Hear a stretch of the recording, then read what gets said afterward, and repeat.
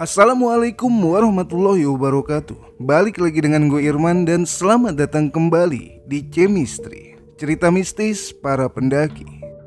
Apa kabar kalian semua? Semoga semuanya sehat-sehat selalu, dilancarkan segala urusannya dan khair. Nggak berasa ya, cerita dari BTS udah nemenin kita dari beberapa bulan yang lalu. Sedih, tawa, tegang, lucu, semuanya campur aduk. Dan gak berasa juga kita sudah sampai di penghujung cerita dari tim BTS. Bakalan kangen banget sih, apalagi gua yang ngebacain. Ya tapi mau kayak gimana, setiap pertemuan pasti ada perpisahan. Oke deh, jadi di sini karena ini cerita terakhir dari Bulog Tim Sableng, gue mau present dulu masing-masing dari personilnya. Dimulai dari Bang Bulu, bernama asli Erlangga Yudhistira. Pria kelahiran 1990 ini adalah seorang pemimpin sekaligus yang tertua selain Udin. Tidak harmonisnya hubungan Buluk dan Udin justru memberi konflik yang asik di tongkrongan BTS itu sendiri. Meski begitu, sikap dewasa yang dimilikinya mampu mencairkan suasana. Hidup bertahun-tahun di Tangerang tak mampu juga membuatnya bisa berbahasa Sunda layaknya Mela dan Yoga. Pria satu ini juga menyukai nasi liwet, dan bersama Mela dia membentuk pendakian kali kedua di karir pendakiannya. Melakukan pendakian pertama bersama BTS di tahun 2011 dan mengakhiri pendakian bersama di tahun 2017. Jiwa pertualangannya mampu menghantarkan tim BTS ke sebagian puncak tertinggi yang berada di Pulau Jawa. Dan setelah perpisahan tim BTS itu sendiri, pada pertengahan tahun 2018, dia pun memutuskan untuk mengakhiri masa lajangnya. Tidak ada satupun yang harus tertinggal di jalur pendakian. Jika berani mengajak naik ke puncak, maka harus berani juga mengajak turun puncak dengan selamat. By Bulu Fermentasi. Abdul Baihaqi. Karakter yang satu ini bisa dibilang ikonnya BTS. Wataknya yang sembrono bila berucap memberikan gelak tawa tersendiri bagi tim pendakiannya. Pernah membawa jimat celana dalam selama pendakian membuatnya terperangkap dalam tidur, sehingga ia harus mengakui kejujurannya tentang jimat celana dalam yang ia kenakan. Sehingga Bang Buluk dan kawan-kawan melepas paksa celana dalam yang ia kenakan. Dan anehnya lagi, dia menganggap celana dalam itu sebuah jimat untuk pemikat hati wanita. Bukan adul namanya jika tidak melakukan hal yang aneh. Dasar emang adul. Bergabungnya Adul bersama BTS karena penculikan yang Udin lakukan. Niat mengajak berwisata, ternyata Adul diajak melakukan pendakian di salah satu gunung di Jawa Barat. Dan akhirnya Adul pun mengikuti pendakian pertamanya bersama BTS. Karena usianya yang masih menginjak kelas 2 SMA, Adul pun menyatakan menunda bergabung bersama tim pendakian BTS. Dia memilih lebih fokus menamatkan jenjang sekolahnya terlebih dahulu.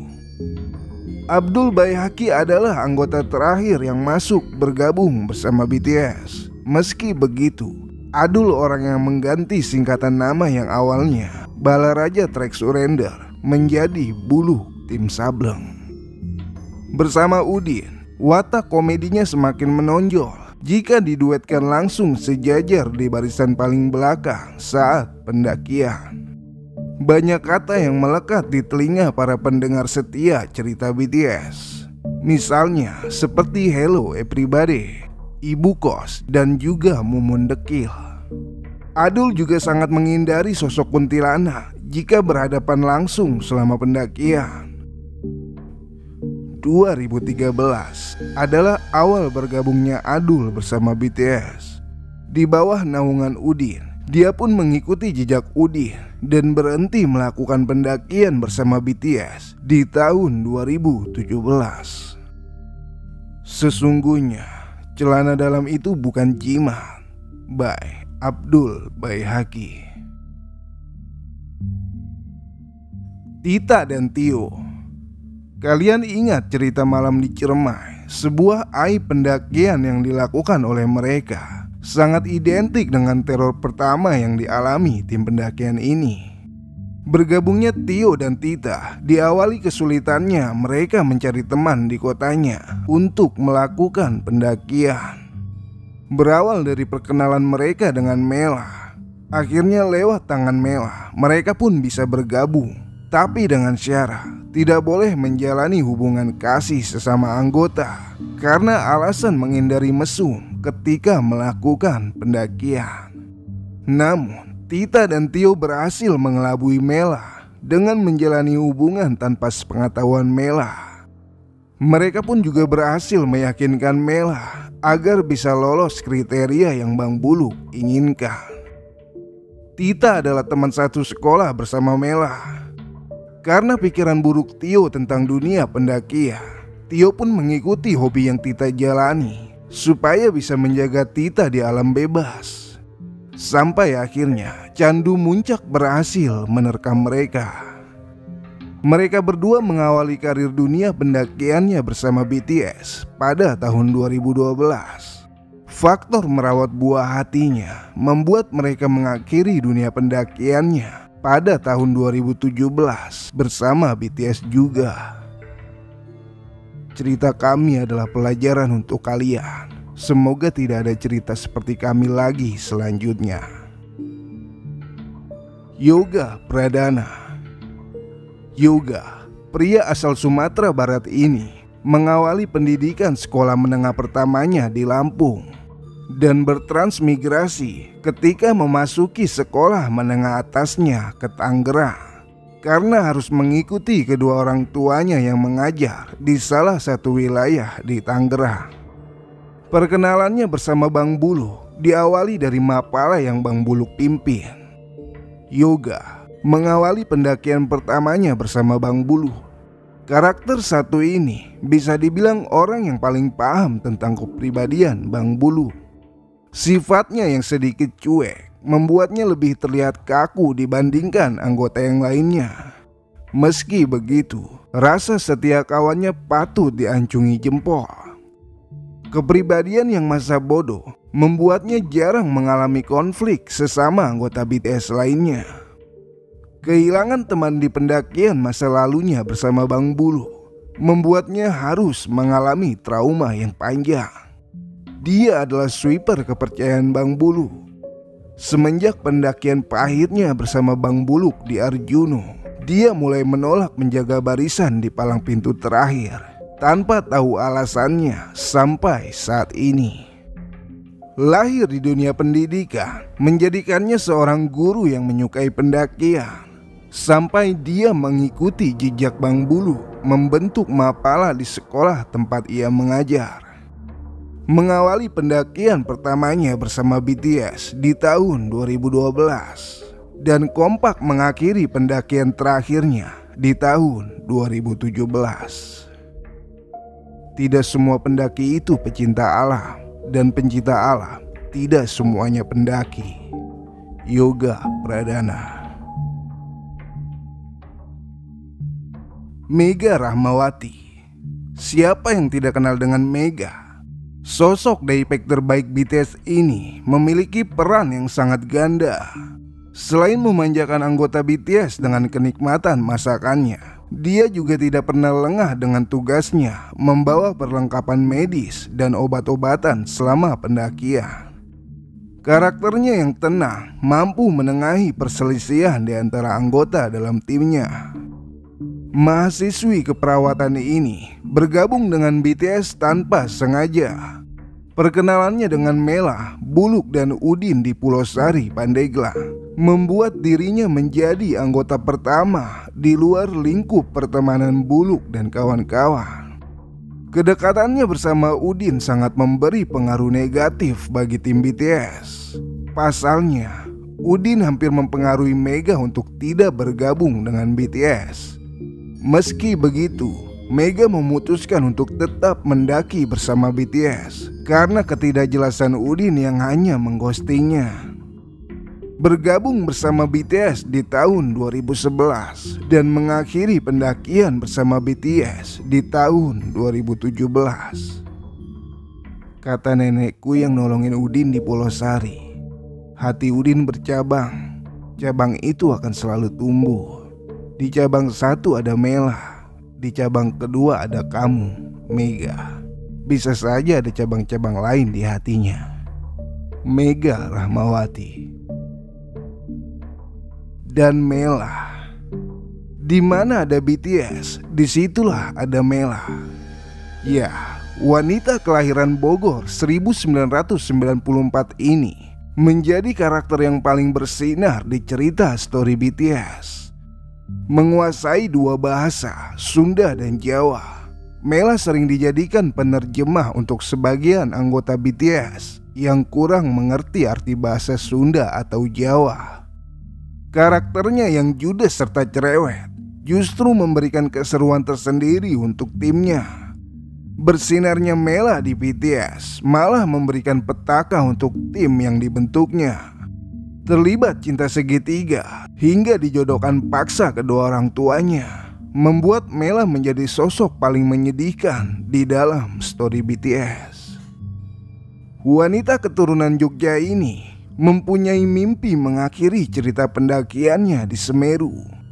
Tak ayal, kali kedua pendakiannya ke Semeru menjadi pendakian terakhirnya, dan memutuskan pensiun untuk fokus ke karir serta mengabdi kepada calon suami yang memintanya mengakhiri hobi pendakiannya tersebut. Bersama Udin, dia kembali mengulas cerita masa lalunya dalam bentuk tulisan ini. Buluk dan Adul juga turut berpartisipasi mengulas cerita pada setiap bait yang berhasil dituliskan.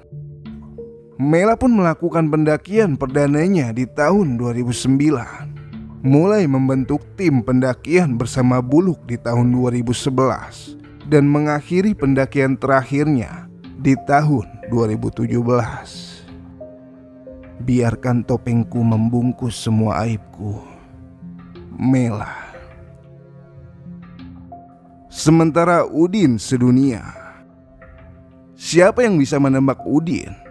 Udin adalah yang menulis semua cerita BTS ini sedari awal hingga akhir. Siapa lagi kalau bukan the one and only Leman Wiki, no Leman, no party. Udin adalah dalang di balik semua kisah mereka. Melakukan pendakian perdana di Pulau Sari pada tahun 2011 dan menjadi pendakian Udin yang paling tidak berkualitas. Semua itu disebabkan oleh si Buluk fermentasi, obat antibiotik, pengagum Zaskia Gotik. Udin juga tidak pernah mendaftarkan namanya di dalam skuad barisan daftar nama BTS. Egois. Keegoisan membutakan hati Udin untuk tidak bergabung bersama Mela dan Buluk. Kejadian di Gunung Ciremai pun memberikan cambuk kedua kalinya bagi Udin. Namun perlahan konsisten itu runtuh juga. Filosofi sambal menyebutkan, udah tahu pedas masih aja dimakan. Ya, filosofi itu memberikan kejadian nyata. Sampai akhirnya Udin berurusan kembali bersama Balaraja Trek Surrender.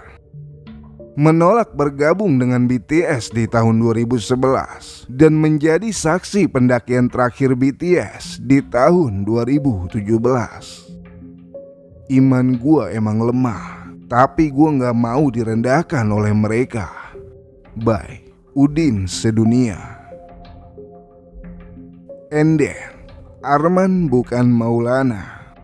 Bernama lengkap Akbar Al-Ghifari. Lahir di sebuah tempat yang dipimpin oleh RT seumur hidup. Ya, RT Sabeni. Arman, tokoh utama dalam cerita pendakian BTS.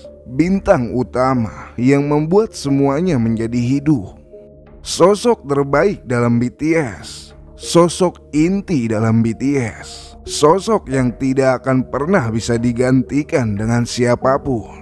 Sosok yang membuat kita para pendengar merasa terhibur akan guyonannya, merasa baper akan asmaranya, dan merasa sedih akan kisahnya. Canda tawanya bersama Abdul Baihaqi begitu mewarnai tim ini. Dan cerita-ceritanya ia tuangkan di dalam buku catatan Usang Persahabatan yang lalu disempurnakan oleh Udin alias Sleman Wiki. Secara langsung Arman adalah lambang dari BTS itu sendiri. Diajak oleh sang pujaan hati mengawali pendakian pertamanya yang penuh teka-teki, mampu melewati semuanya karena Mela, memecahkan misteri demi misteri dalam pendakian, merajut asa dan cinta dalam pendakian, hingga ia pun terdampar di pelabuhan terakhir Mela.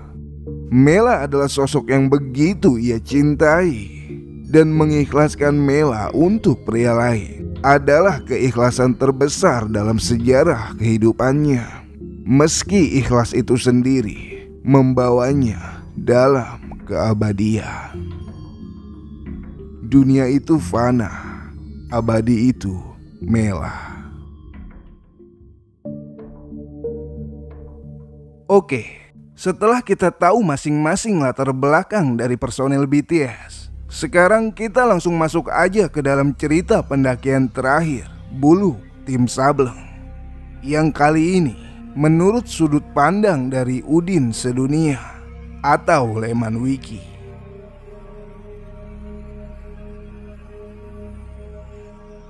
Tolong kasih ini ke Arman ya, pinta Mela dengan senyuman kesedihannya. Harus dengan cara apa gua ngasih surat undangan ini ke Arman? Dan seketika Mela pun langsung pergi dengan seorang lelaki berkepala plontos. Mela ingin mengakhiri pendakiannya di Semeru. Temenin gue juga ya Din. Gue pengen mengakhiri pendakian dengan melakukan 7 kali summit di Gunung Gede. Ucapan Arman sangat jelas terbayang di Fikira. Sebelumnya Arman memang meminta untuk ditemani Muncak kembali ke Gunung Gede yang berada di daerah Bogor. Sebelum keinginannya melakukan 7 pendakian ke Gunung Gede, dia sudah melakukan pendakian kali ketiganya bersama Mela di pendakian terakhir Mela.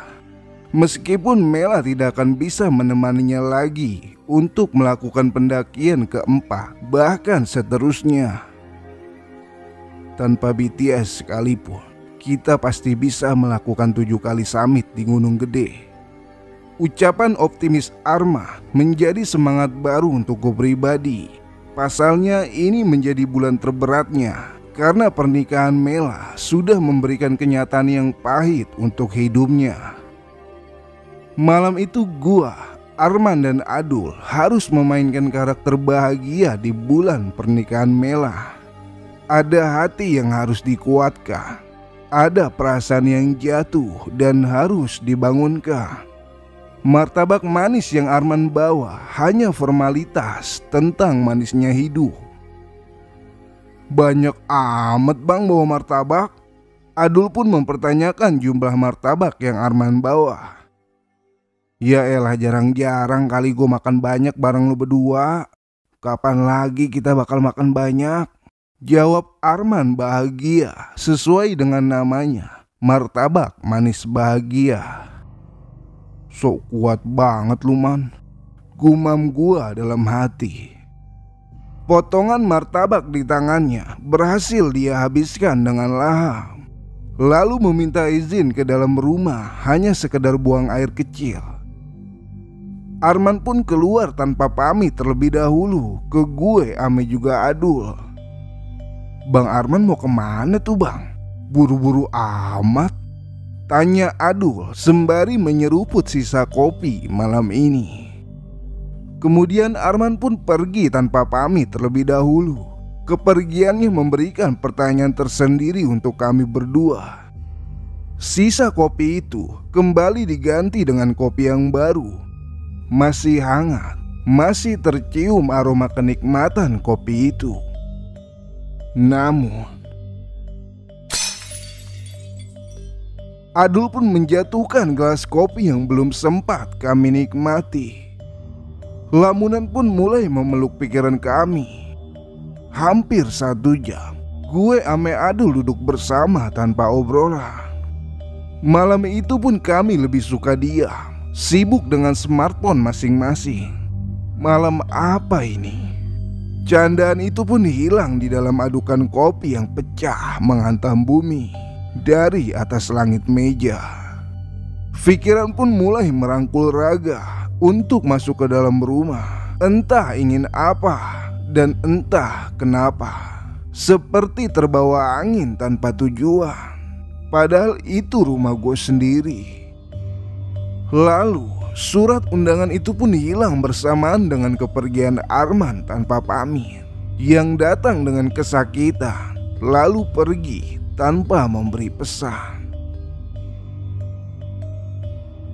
Alam raya memberikan cara terbaik untuk menenangkan hati Arman agar selalu ikhlas menerima kenyataan ini. Pagi dengan derai hujan yang mendinginkan jiwa, di mana persahabatan yang selalu bisa menghangatkannya, di mana semua itu hilang terbawa rintikan hujan di bulan Februari.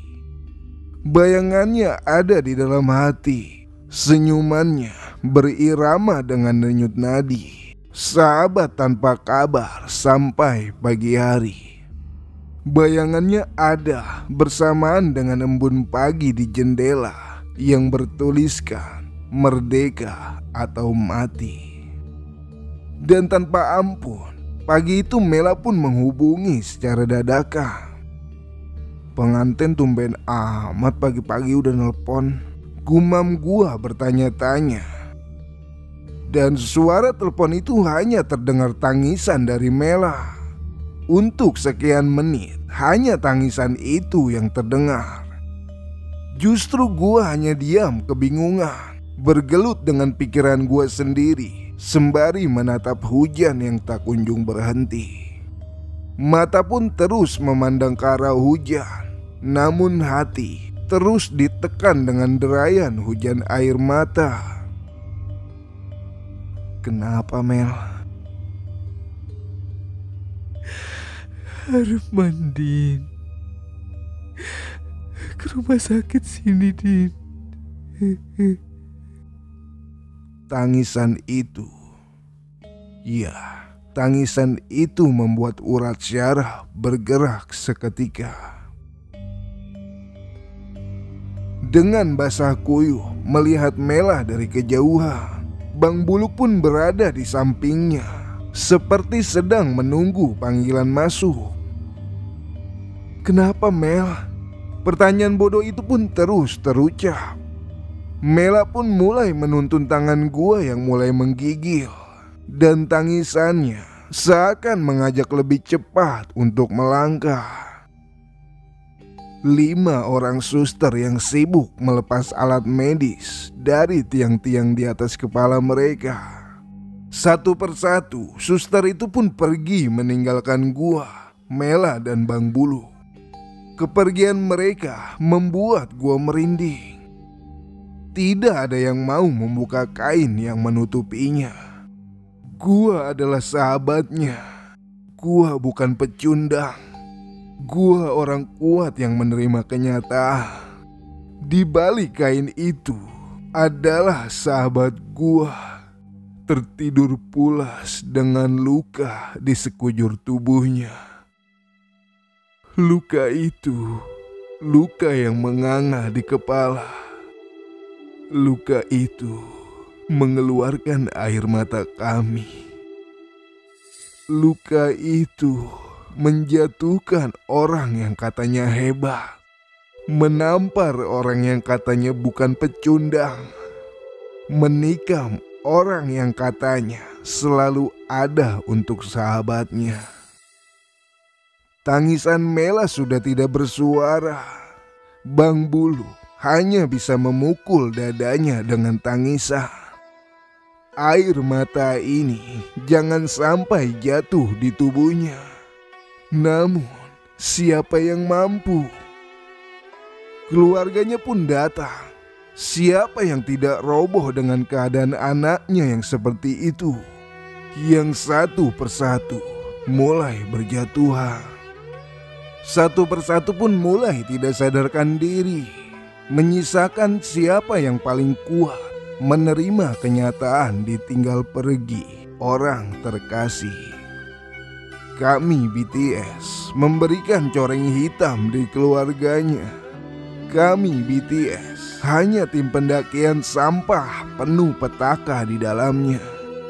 Kami BTS tidak berguna untuk semua setelah kejadian ini.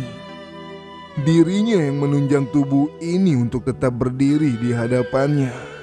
Dirinya yang menahan semua air mata. Karena dirinya juga BTS itu ada.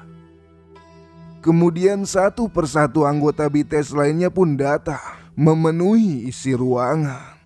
Semuanya pun menepi seperti banci dengan tangisannya. Hanya tangisan Mega yang membasahi tangan ini. Tidak bisa berkata apa-apa, tidak bisa mengungkapkan apa-apa. Rasa sesal itu terus menghantui kami sampai saat ini. Sampai detik ini. Sampai ditulisnya cerita terakhir ini. Pandangan Mela pun mulai kosong. Lamunan kesedihan menguras aura pengantinnya. Semalam lu baru ngopi bareng gue, Bang. Bawa martabak banyak banget lagi. Apa itu kado perpisahan lu buat gue, Bang? Bang Arman, bangun Bang. Bang. Tangisan Adul terdengar sangat sendu. Tidak ada yang bergerak dari tempatnya. Semuanya pun terlihat mematung, meratapi kenangannya masing-masing.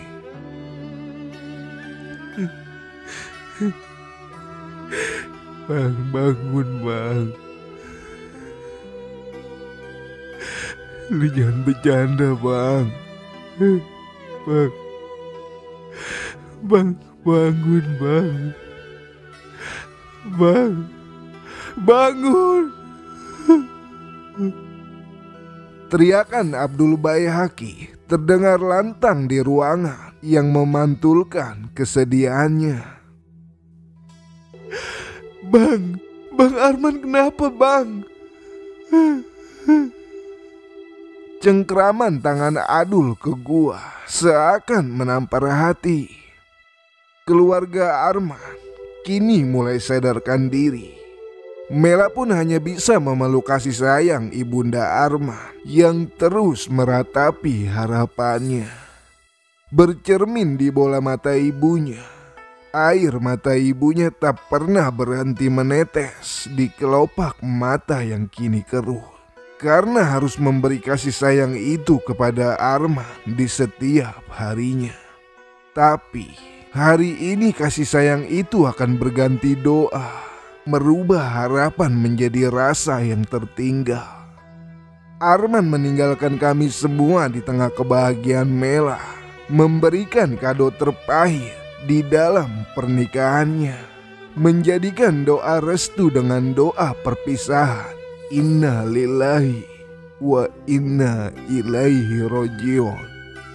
Telah pulang sahabat kami, keluarga kami, saudara kami, dan juga sebagian dari kami.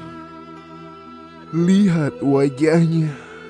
Wajah itu masih ada di Semeru, masih ada di Ranukumbolo, masih ada di Oro-Oro Ombo, sampai membekas di Kalimati.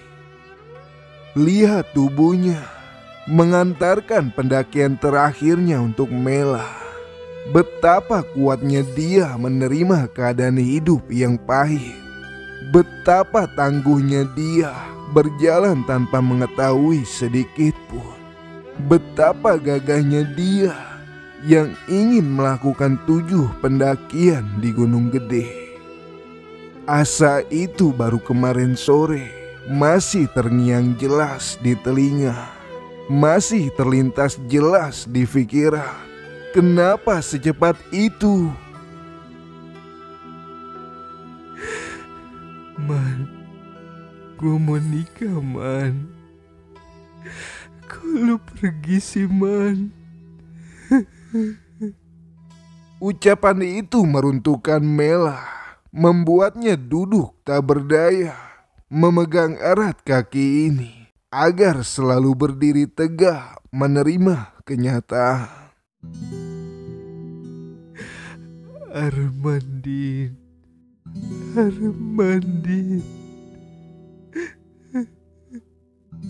Ucapan itu menghiasi tangisannya, menghiasi ruangan ini, hati ini, perasaan ini. Badan pun seperti membeku, selalu berada di tempatnya dan tidak bisa berbuat apa-apa selain mendoakannya. Tita selalu melindungi kesedihannya di pelukan Tio. Mega menutup kesedihannya di belakang pundak. Tetapi darah segar mengotori kain penutup di arah kaki. Darah apa nih? Pertanyaan itu pun membuat gua memeriksa keadaan Arman, melihat lebih dekat sahabat terbaik kami. Darah itu mengajak kami untuk melihatnya. Dan perlahan tangan ini pun mulai membuka kain yang menutup kakinya. Kaki dengan 1000 cerita di dalam pendakian. Kaki yang menopang suka luka kami semua. Kaki dengan janji pendakian yang tertinggal bersama kami. Kembali kesakitan menampar kenyataan ini, meruntuhkan tubuh ini. Dan air mata pun keluar menerjang semua kesedihan ini. Kaki itu hancur, menghancurkan asa kami untuk tetap bersama. Teriakan histeris pecah dari ibundanya. Ibu mana yang bisa menahan kesedihannya? Kaki itu hancur. Sampai detik itu, detik di mana Arman disemayamkan, terpisah karena perbedaan dunia, memilih meninggalkan pergi karena tidak ingin merepotkan kami akan kesedihannya. Februari 2016 menjadi tahun yang tidak akan terlupakan. Irama nadi itu kini sudah tidak sejalan. Senyumannya masih membekas pekat di ingatan. Saat ini kami tidak mempunyai kekuatan untuk melepaskan kepergiannya. Dan kami masih mencari titik kepercayaan untuk menerima keadaan ini. Izinkan kami membawa jasad sahabat kami memasuki tempat peristirahatan terakhirnya, menemani sampai liang lahatnya, mengubur dalam-dalam semua kebaikan untuknya. Dan setiap malam kami pun berkumpul untuk mendoakannya, memohon kebaikan untuknya, dan semoga dirinya tenang di alam sana. Arman, sahabat kami, senyumannya indah mengangkasa di langit perahu. Kebaikan hatinya terbentang luas di surya kencana. Semangatnya pun menyatu dengan samudra awan di puncak Wijaya. Selalu setia berada di sisi kami, layaknya Sindoro yang menemani Sumbing. Dan mimpinya tinggi menghiasi puncak Mahameru.